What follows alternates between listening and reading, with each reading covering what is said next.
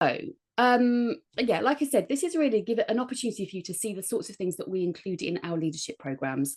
And the first thing I wanted to talk to you about today is this model from John Adair around task, team, and individual. So one of the things that we know about leaders and managers in organizations is that very often they get promoted because they are brilliant at their old job, at their technical job, but not necessarily always brilliant in the role that they're about to go into or that they've moved into in their management leadership role. We don't necessarily all have the ability, the natural ability to fall into those leadership roles. And so we pride ourselves on creating leadership programs for all of our clients that enable people to have the skill set, the tool set, and the mindset to be brilliant managers and leaders. And one of the elements that we often include is just this opportunity for people to understand how and where they're spending their time. And this John Adair model really helps you to articulate this and think a little bit about how we spend our time as managers and leaders. Now, in our previous jobs as technical experts, we probably spent most of our time in tasks and working on our to-do list. When we move into a management or leadership role, we have to now split our time in a slightly different way, still probably focusing some of our time on the task, but now also spending time on team and ourselves as individuals in terms of our self-development, maybe some reflection, and or ways of us being able to be at our best. When we're talking about team, we're probably thinking about things like doing one-to-ones, team meetings, spending individual time with all of our team members. And one of the things that we ask our leaders or our new leaders or our potential leaders on our programs to really think about is where they're spending their time and attention, and maybe also to kind of articulate it in terms of percentage time spent in each circle or the size of the circles on a given day, on a given week, on average, perhaps over the time during the month.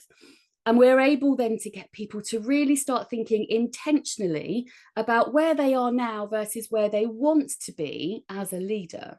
So you don't have to share this with me right now, but I would love you just to think a little bit about where you spend most of your time in your role, whether you are currently a manager or leader, even if you don't lead other people in terms of your job role, you are of course a leader in your organization or a leader in your home or just a leader in maybe other community groups that you're a part of. But how do you spend your time and where do you tend to find yourself? When we ask our delegates to kind of reflect on this and maybe draw the circles, what we often find is that they have a disproportionately large task circle. And probably the next biggest one is probably the team, because they might be quite focused on needing to spend a bit of time on that, on the team and on the people that they are leading, and ensuring that they are well motivated, that they have the information that they need, that they have the training that they need, that they have some time. But what they often find as well is that their individual circle is the least large, or the teeny tiniest actually, in lots of cases, where people completely forget to spend some time to find a balance between these three areas. And we spend a lot of time within our programs giving people skills in order to understand themselves and the skills and tools that are needed to be able to focus on these three areas. As well as thinking about where you focus your time and attention, we also spend a lot of time on our programs and with our individuals thinking about mindsets.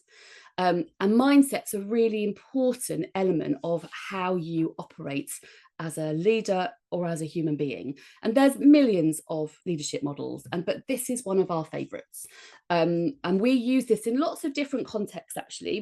We deliver quite a lot of insights discovery programs, or using insights discovery as part of what we deliver. And this is a model that insights discovery use a lot of with their mindset elements of their leadership programs as well. So this is something that we use a lot and we see as being very practical. So you might be familiar with it already. You might have seen it in slightly different guises. But this mindset model is giving us the opportunity to think about the difference between maybe feeling quite powerless as a leader or feeling more powerful as a leader. And when we're feeling powerless, so we're towards the bottom of this kind of ladder, then what we tend to find is that we can possibly be in a situation where perhaps we're quite unaware or oblivious to what's going on around us. We may be in a situation where actually we're blaming other people or making excuses for things that we can't do or that we don't believe we're able to do. Or we may find ourselves in a period of kind of hold where we sit and wait. And while we are in these lower rungs of this ladder, nothing is really happening, nothing is really changing.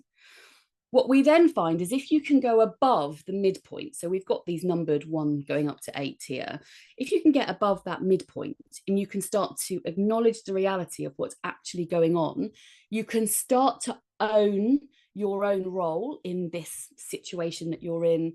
You can find some solutions and you can start being more powerful in your leadership style, and you can start taking some control and making some change. And you'll notice that above and below the line, they match. So where you've got but number 1 being unaware or unconscious, number 5, the first one above the line, is starting to acknowledge reality.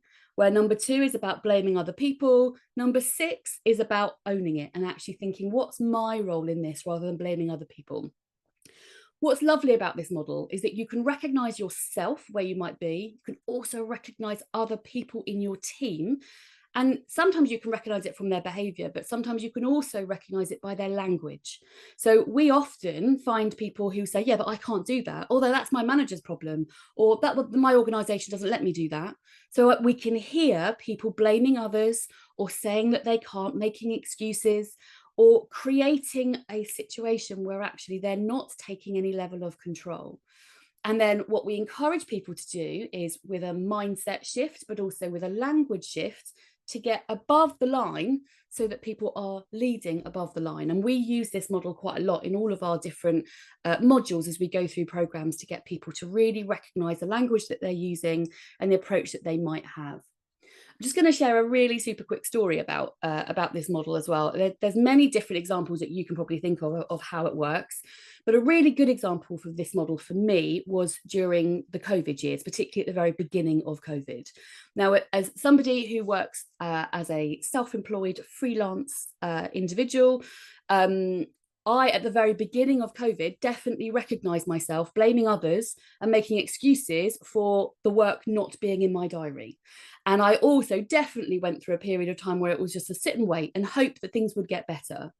I made excuses about, well, I don't want to train online because actually I much prefer training in the training room. I think it's a much better environment to do training. And I didn't very quickly, for those first few weeks at the beginning of kind of March, April 2020, didn't make lots of changes to my business and to the work that I was doing with other organizations, but rather just kind of waiting and hoping and seeing what happens, and blaming others for a lack of movement in my business and in the work that I was doing. But there came a point where, and I didn't notice it at the time, I noticed it retrospectively looking back, where I started to acknowledge the reality of the new world that we're in now, and started to own and think about, okay, well, actually, what can I do? It's going to be different from before, but I can make some changes. I can learn different things. I can develop my style and do things in a slightly different way. And there I was then finding solutions and making things happen, making an impact for myself and for my clients again, and for all the different work that I was doing. So what I think is quite nice about this model is that people often can see themselves and where they might be on this ladder, can notice when they dip below and they're in that kind of wallowing phase, perhaps, of that being more powerless, and then are able to also make some changes and recognize perhaps what they might need to do differently above the line as well. Hopefully that makes sense, and hopefully you can start to kind of see how that might come to life for you as well. Continuing the theme of mindset, we work a lot with some mindset tools, and often what we might do in our leadership program is we might encourage our delegates, our participants, to complete a number of evaluators in order to understand more about themselves. And one of the ones that we use is called an underlying beliefs questionnaire, which measures elements of your leadership mindset. And I thought it might be fun to do a little kind of question with you guys so that you can actually experience this a little bit and have a little look at your own mindset in relation to this questionnaire.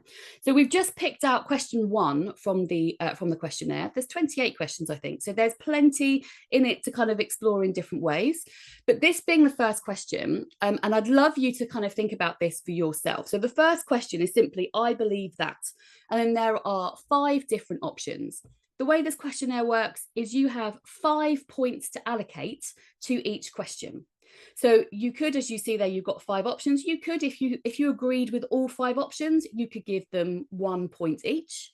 Or you might find that there's 2 that you think really sound like the kind of response that you would give. So you might allocate one of them 2 and the other one 3. Or you might find that there's one element in there, one answer that you think that's definitely how I would respond. So you might give it all 5 points.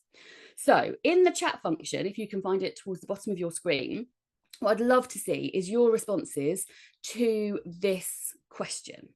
So think about the 5 different answers and think about what points you would allocate to each one. And in the chat function, give me an indication of like A equals whatever number, B equals whatever number.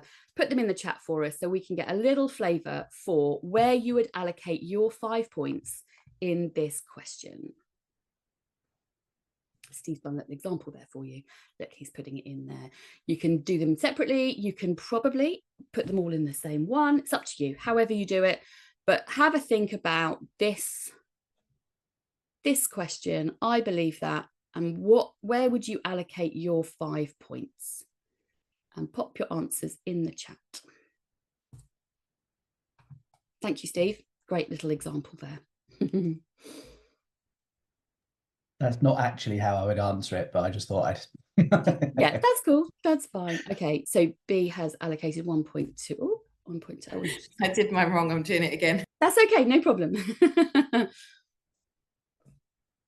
Perfect. Lovely. This is good. So Steve's putting 3 points in B and then putting 1 in D and 1 in A. Julia's splitting hers between 2, just A and D. Lovely. Mary would do 1 in A, 1 in B, and then probably put 3 in D. Perfect. Just give another minute or so for anyone else who wants to join in. Thank you, Amy. 2 in A and 3 in D. Perfect. Thank you, Anna.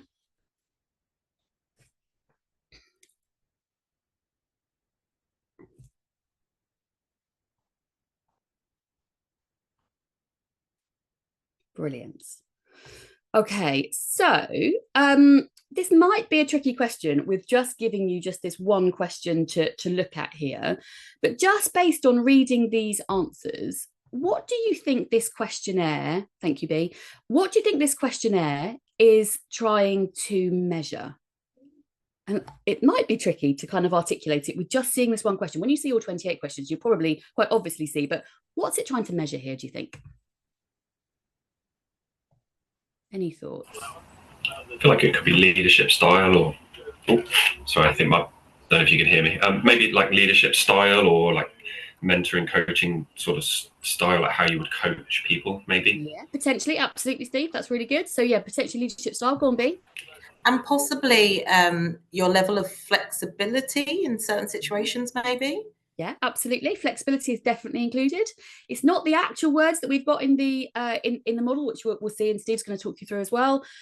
What this is measuring, and what this starts to understand for us, is your propensity for levels of support or challenge in the way that you lead others. So it absolutely, when you think about, you know, the level that you might support or challenge when you're coaching or mentoring or in your particular leadership style, this particular questionnaire is giving us this understanding between how supportive you might be and how challenging you might be, And what it's looking for or giving you the indication of is around where that sweet spot might be, where you are supportive and challenging in equal measure, which is the ideal aim that we're looking for. So rather than it being like all challenge or all support, or on a Monday I'm challenging and on a Wednesday I'm supportive, it's about being challenging and supportive together at the same time. And as you re-look at those answers, maybe you can start to see the ones that are perhaps the most challenging in terms of style, and maybe the most supportive. But what I can do is, if I move my slides forward, I can show you the answers to this question. So within this evaluator, you answer all these questions, 26 or 28 questions. And within your report that you get back, you have an opportunity to see where you scored versus the different categories of support and challenge. So you can see in this particular question, in all the questions, we had there's 5 different answers. And so one of the answers was high support and high challenge in equal measure. One of the answers was very strongly supporting. One of the answers was very strongly challenging. And then you've got one either side of that. So one that has an inclination to support and a one that has a more inclination to challenge. So have a look back at your numbers and see where you added your scores based on the different letters. So if you gave lots of points into A, that would indicate that you have a strongly supportive style in the way that you manage and the way that you have that mindset towards leadership. If you put lots of points into E, then you would have perhaps a more strongly challenging view and mindset and approach. Whereas if you put your score in B, this is the one that is indicative of both high support and high challenge. And the response being, you get what you give, which is potentially quite a confronting statement and something that creates a bit of conversation. We don't have masses of time, but I do just want to just tease that out a little bit. With that sentence, you get what you give, what does it kind of mean to you, and what does it bring up for you in terms of leadership style or just your approach as you read it?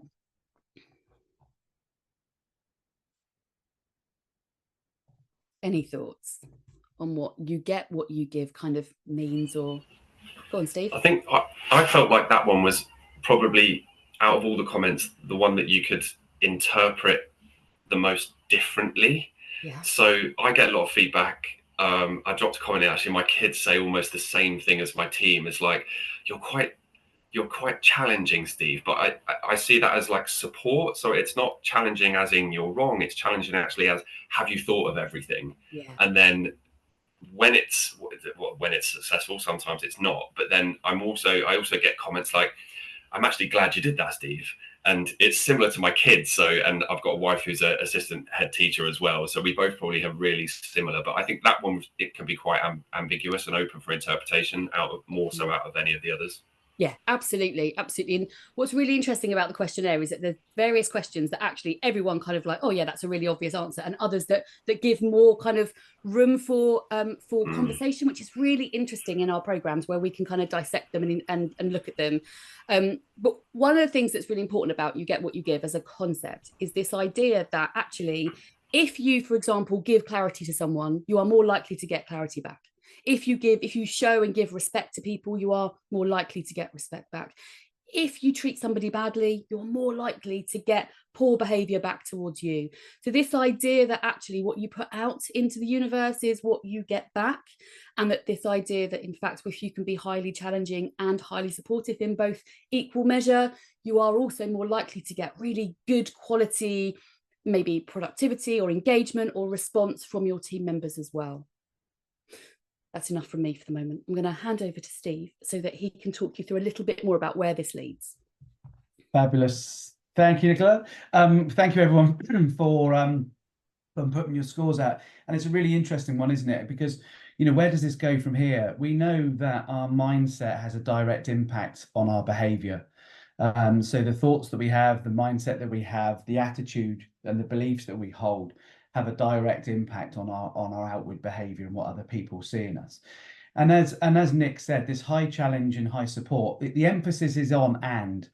This is not an either or concept. It's a kind of both, and it's really interesting when we start to unpick some of this, because it's likely you will have a bias towards one of those. And whether that's a conscious or unconscious bias. If it's conscious, that's great, because it means you can do something with it. But start to notice as you're reading this, or where might you sit on this model kind of generally most of the time. And I guess what we want to do, just giving you one of Elaine's little sayings, I want to drop a pebble in your pond, which I love. You know, where are you on the model kind of most of the time? We want to help you understand what might some of the dangers of doing one more than the other. So if I'm too much in the high support, what's the downside of that? What's the impact of that? If I'm too much into high challenge, what's the impact on that? So let's have a look at the high challenge, high support, low challenge area first off. So this is potentially a lovely place to be, isn't it? This might be very, very nice, where we've got lots of supportive people. We've got lots of people providing openness. We've got lots of supports, guiding people, that kind of perhaps a high coaching environment, where actually people are comfortable. But the downside is that could lead to complacency. If people aren't being stretched over time, are people just not going to be pushing themselves or be pushed enough to work towards whatever it is that they're working towards, whether that's through targets, etc., through their own personal development. But it's probably a very lovely place to be. But for some people, that might not be enough. Some people want that challenge. They want that stretch. They want to be pushed. They want to really develop themselves. So let's leap across to the opposite side, where we've got an environment that's highly challenging but low support.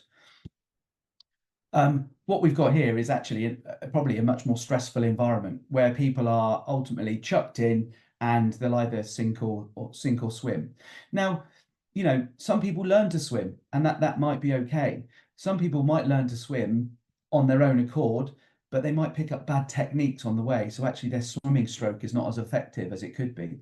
So again, it's not always helpful to be just one. And when we can start to combine the challenge and the support together, we're starting to see some actually elements of where we are able to develop and push and help people perform, but we're doing it in a way that's also challenging and kind, and that might be some kind of values based coming in that area as well. So we often learn bad habits in that high challenge and low support area. And as we're going through this, maybe, you know, think about previous leaders that you've experienced and whether they were, you know, high support, high challenge. You might recognize why the, inverted commas, the bad boss perhaps didn't work for you, because maybe they were too high on one of these on one of these elements of behavior, and perhaps that's not what you needed at the time. So if we look at low challenge and low support, then meh. Meh. Nothing's really kind of going on. Again, what we might see here is, for a period of time, people might be quite comfortable, but actually we know, if we look at them, you know, if we go back in time and look at the Yerkes-Dodson stress curve, if anyone's ever seen that model, where we've got low amounts of pressure, low amounts of stretch, actually people get bored, they get complacent, there's nothing really happening.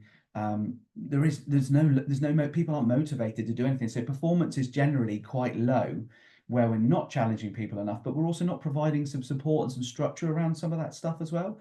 So, you know, would we even notice what's going on when we've got a low challenge, low support environment? So where we want to be is in the ultimate, is nirvana, that high support, high challenge environment. So, you know, it's a lovely place to be, but actually people have targets. People know what they're doing. People have accountability. They're being stretched. They're being developed, but they're having that in a way that's providing them with some structure, some positive feedback, with some development that's going to help them kind of achieve that performance. People probably know what everyone's working to here. There's a shared understanding. We've got that common accountability. People are addressing challenge. They're addressing creative conflict. And we've got, hopefully in here, we've got a highly motivated team, highly motivated individuals, and people, you know, want to be here. It's that really nice balance of high challenge, high support. So you can see it's not an either or, it's a both. And if you have one and not the other, it's going to bring potential downsides. It's going to bring potential negatives. So, you know, we want to be able to manage those kind of stress levels and what that might look like. So again, having seen that now, think about based on the one question that Nicola took you through a minute ago, obviously we're not doing all of them today, but do you recognize where you might naturally land? Yeah, honestly, I think, when I first did mine, I was very much in the high support, which interestingly really ties into kind of my insights preferences as well. So you can see some tally across with some of these, but it's recognizing, okay, well, where do I default at the moment? Once you bring that stuff into your consciousness, then you can start to think about how you might behave differently to get the most out of your team, your colleagues, the people around you. So, as I said, it's a both and concept, not either or. So it's both high challenge and high support. So what are the dangers? Is anyone happy to kind of share some thoughts or some examples around what's the danger of doing either or? So what if we were only high challenge or only high support? Are there anything else that you've kind of noticed or you perhaps experienced in your own workplaces of that environment? I think it's an interesting one, because even in terms of our business, where you've got the high support, which is always really nice, you're the safety blanket and you're there to, to be there to encourage, to motivate. You're trying to protect that confidence and sustain that motivation, which is great. However, there's no handoff part where you hold the other part accountable. So if it's always you with that investment, it will always be you in terms of that investment. You never really get to that delegation phase or increasing the skill or, developing that experience in that individual, which, probably goes off piece in terms of this, but it's, giving somebody fish and teaching somebody to fish and empowering that person to do that. Yeah. I think if you're too high challenge, then you are probably going to be Miss Trunchbull from Matilda. I mean, that's extreme. That's an the minute they see you, it's bad news after bad news after bad news. Yeah. And at some point, you're going to be like, I'm in the cupboard. I've already put myself in the cupboard because I know what's coming. I don't want any of that today. Sorry. And that can be really demotivating. And again, if you're trying to, you need confidence and you need to be constructive in what you say, because you need to be able to get your point across, but also it not be kind of devastating for the employee to always feel like they're incapable, or they that they can't do anything right. I think that's harmful. Absolutely, yeah. Thank you, B. And I think, depending on your own kind of style, I can kind of go back and think and ask myself, if I'm not challenging enough, I might think I'm being kind. By being high support, that's a nice place. That's easy for me to be, and it suits my values to do that. But actually, is that the kindest thing I can do for someone who wants to be pushed and wants to be stretched, who wants to achieve more? I might be holding that person back by not challenging them enough and challenging myself, and vice versa. If I'm too challenging, what am I doing to that person? If I'm not providing the support, am I helping that person along the road to potential burnout and stress? So it is an either or. It's not an either or concept. It's got to be both. And kind of what I want to do now is give you a couple of things for you to think about that really, because you can't have that model on its own, standalone. So I want to talk through a couple of things that you can take away that must go along with the high support, high challenge model. And there's some really simple and effective reinforcing principles around this. And it's interesting because these two concepts really sit quite nicely and support our programs, and certainly support the high challenge, high support model. So we've got expectation theory. So this is around, how do we set high standards, but and expect high standards from people? If we expect low performance, it's you get what you give. If we expect low performance, you're going to get low performance. If you expect high performance, you're going to get high performance. Low expectations, a little bit like a curse. If we expect little from people, it might be that inadvertently we're reinforcing somebody's low expectations of themselves. It might be we're reinforcing low esteem or low value that someone might hold in themselves. So we want to expect, if we expect high performance, we're going to get high performance. If we set our expectations high, we're going to get high expectations in return. as Nicola said, if you give clarity out, you'll get clarity received back. So if we're setting high standards, people know what they're doing. They know what they're working towards. We're setting pretty clear expectations. People can see what they're working towards, and they know what's expected. We can kind of set the bar high and people will work to achieve that. If we set the bar low, what's going to happen?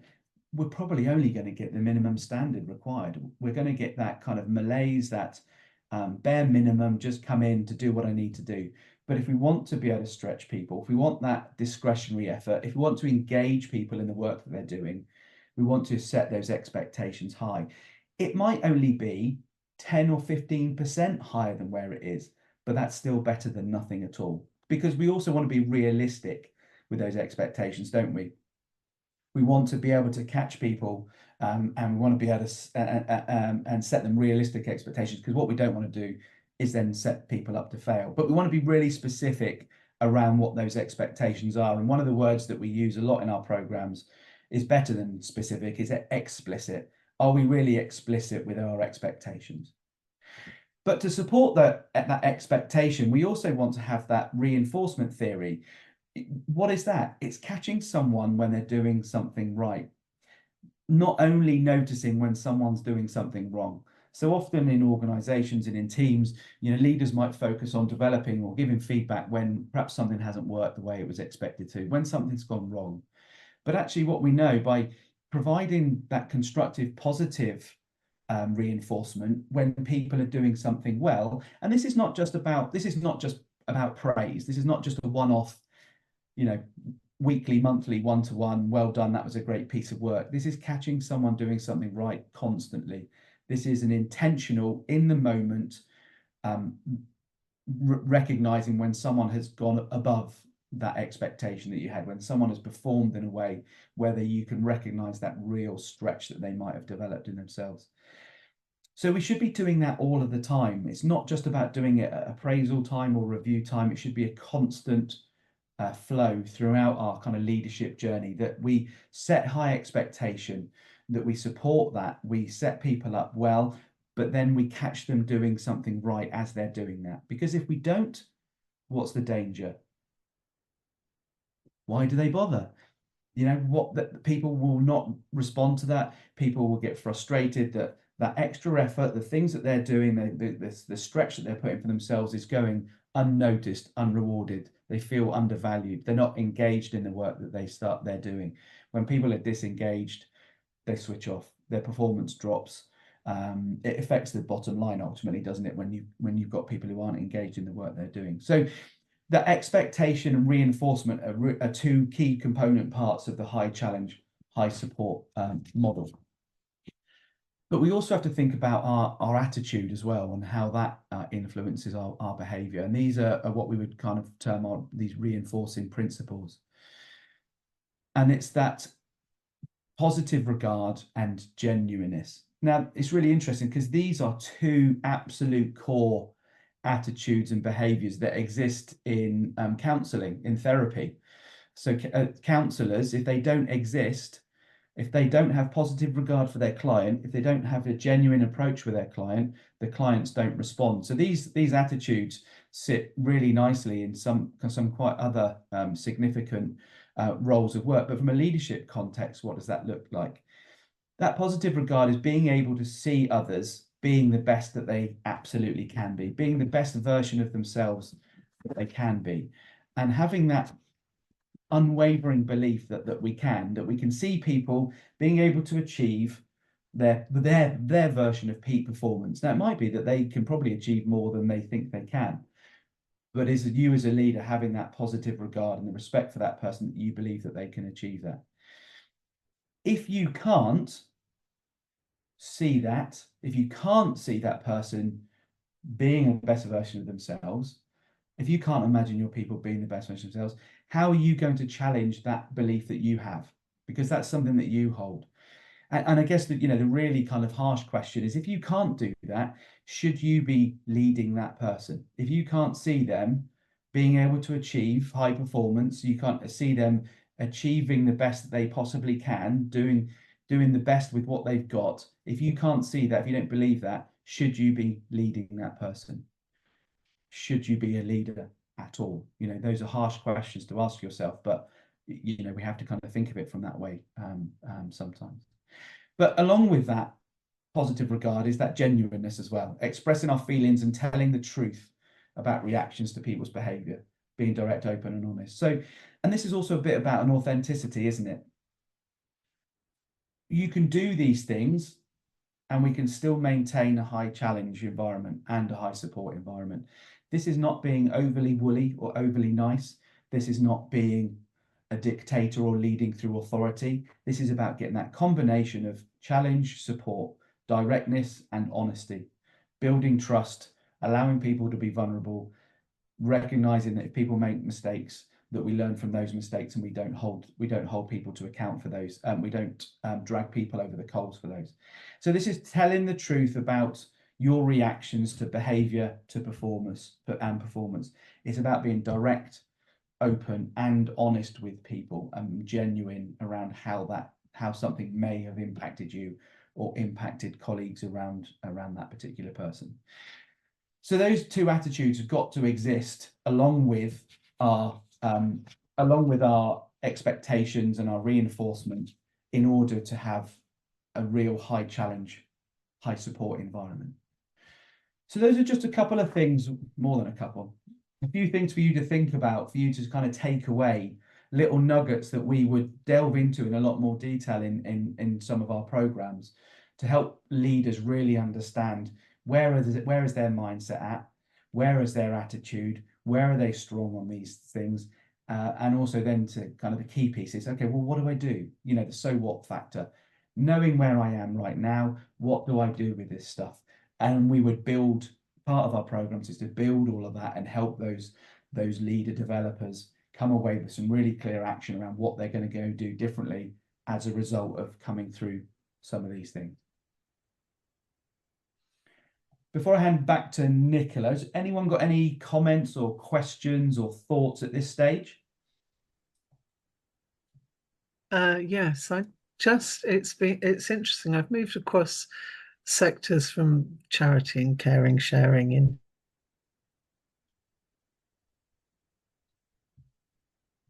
the private sector over the last 20 when you were talking, is the number of people that have told me about somebody else doing something brilliant, and then me the next time I'm talking to that person telling them that somebody else there's something brilliant about them. And I'm wondering if that's a common experience or if it's just that I do try and get people to give me feedback about things and therefore I'm more likely to experience that. Yeah, that's a great question, mate. And I'll open it up to others because, you know, in my experience, I don't think it is that. I think it is fairly common that people would experience something similar. I don't know if it's sector specific in just my own experience. I think there are pockets. I think so much of it depends on the individual and their own experiences, but I don't know what other people may have experienced in working in different areas. But I don't get the sense that it is that uncommon, Mary, to be honest, that experience. I would say the same. I think very often we seem to work in cultures where people are pick up a problem and say that's wrong, but very rarely do they offer positive feedback, and they might save it up and tell someone else, say, oh yeah, that was quite good, but we forget to tell the individual. And I think that we end up with managers and leaders who are often having to pass on this feedback, but maybe they don't always prioritize it, so it maybe never gets shared. But the encouragement is to always encourage a feedback culture. So in fact, everyone can own their own feedback, as opposed to it needing to come to a senior figure to be able to dish out that feedback. But I think lots of organizations in lots of different sectors experience exactly what you experience, Mary. And just because you're asking for it, they might be slightly heightened if you're sort of gaining that feedback. But yeah, it's very interesting that people are quick to criticize, but maybe not quick to congratulate or to say well done. And I think some of it, to kind of add to that, I think, you know, when we Nicola talked earlier about, you know, leaders stepping into leadership roles because they're technically brilliant at what they do. And, you know, many organizations then don't support the development of those people. So feedback is something that they may not have the skill. If they value technical expertise, it might be that they don't think about recognizing something else. It's not important to them, but actually not recognizing that in somebody else that might be a key part of their motivator to have that feedback. So again, you know, some of the stuff that we work through with new leaders particularly is, how do you do this stuff? So I get that I want to catch someone doing something right. What does that look like? How do I do that in a meaningful and authentic and genuine way, and give someone that really good, positive, constructive feedback, not just the that didn't go well, did it? Feedback. And that links into just a quick slide just to wrap us really around our approach, our kind of secret sauce to leadership is often based around this four-step process. So we design programs bespoke to each individual organization, but we often will design with this process in mind. So taking people through the skills of visioning and kind of setting out your stall and understanding where you need to get to and who you are as a leader, through then the mobilizing, how do you get everyone else to get on board with your plan and where you're going, and get, you know, to take Jim Collins from good to great, to his analogy of getting people on the bus and getting them in the right seats and getting the wrong people off the bus, you know, kind of setting up your team in the way that it needs to be set up and addressing any poor performance and making sure that people are really clear about what they need to do. Stepping then into developing, so how do we motivate, inspire, develop, encourage people to be the best possible versions of themselves and be really skilled in what they're doing, to then be the enabling phase, where in fact it enables us as leaders to be able to step back and really enable people to flourish. And we all of these stages will think about, as I said earlier, like the skill set, the tool set and the mindset that's required for each of these. So there's a variety of different skills and tools that we teach and give people in order to really be able to flourish through these different areas. And of course we talk about them in a process one by one, but the reality is you go up and down these quite regularly as your team changes. You know, you're maybe often going back down to visioning and getting that all sorted before you then move up again through mobilizing and developing, and ultimately enabling is all about trying to remove yourself as a cog from the middle of the process. So we often find, of course, that managers position themselves right in the center and everything depends on them. The idea in enabling is that we're the people that are oiling the cogs rather than being in the middle of the cogs. So how can we help our leaders to remove themselves from being a critical part of the machine to actually being able to look after the machine instead? So we work towards giving people those skills and tools that they need to be able to do that. It is now the end of our 45 minutes, which has flown by super quickly. I am sure Steve's also happy to stay back and answer any questions that you might have.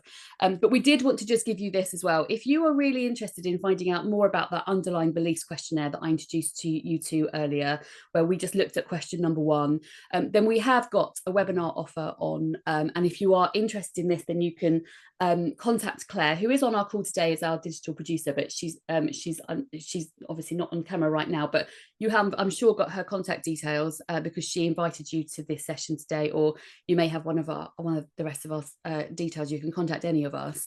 But if you're interested in getting your own copy of your own underlying beliefs questionnaire, and also to have a one-to-one feedback session with one of us that works at Blue Gnu, then there's a special offer of £250 plus VAT for this if you're interested. And yeah, as I say, just contact Claire Trotman and she can organise that for you.